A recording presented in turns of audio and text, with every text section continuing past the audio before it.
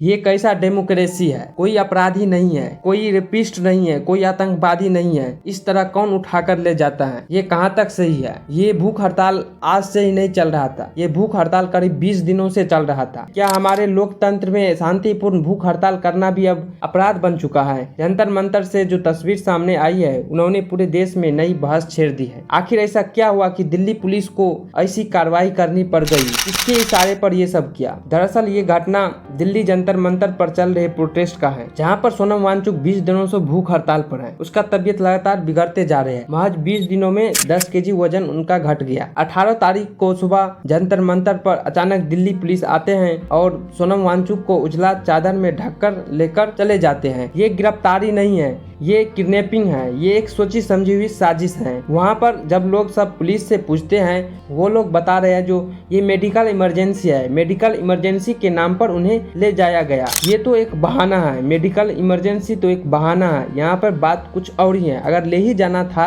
तो पहले ले जाते, कोई आज से नहीं यहाँ पे ये प्रोटेस्ट चल रहा था। अगर ले ही जाना था तो आराम से ले जाते, चादर में ढक कर क्यों ले गए? वो कोई अपराधी नहीं थे, वो अपने देश के लिए, अपने देश के बच्चों के लिए प्रोटेस्ट कर रहे थे। ये सब सरकार अपने नाकामी सिस्टम को छिपाने के लिए किया। चादर ढककर आप अपने नाकामी सिस्टम को नहीं छिपा सकते हैं। ये सब करने का मेन रीजन जो है, 20 जुलाई से मानसून सत्र चालू होने वाले हैं। उसी दिन ये लोग विधानसभा की ओर एक प्रोटेस्ट निकालने वाले हैं, जिसका डर सरकार को हो गया, इसीलिए ये सब कर रहे हैं सरकार, जिसके डर से ये लोग आंदोलन करना बंद कर दे। लेकिन एक बात कभी आप लोग सोचे, जहाँ पर सरकार को सोनम वांगचुक से मिलना चाहिए, उनसे बात करना चाहिए, उनकी समस्या को सुनना चाहिए, ऐसा लगता है कि इस सरकार को इन सभी चीजों से फर्क ही नहीं पड़ता। लगता है ये सरकार अपने सत्ता के अहंकार में अंधा हो चुका है। जब हमारे देश में ब्रिटिश शासक थी, तब गांधी जी भी भूख हड़ताल की थी, लेकिन ब्रिटिश शासक होने के बावजूद गांधी जी से मिलने आए थे, उनसे बात किए। लेकिन ये लोग तो लगता है उनसे भी क्रूर शासक है। हमारे देश में लग ही नहीं रहा है जो लोकतंत्र का राज है।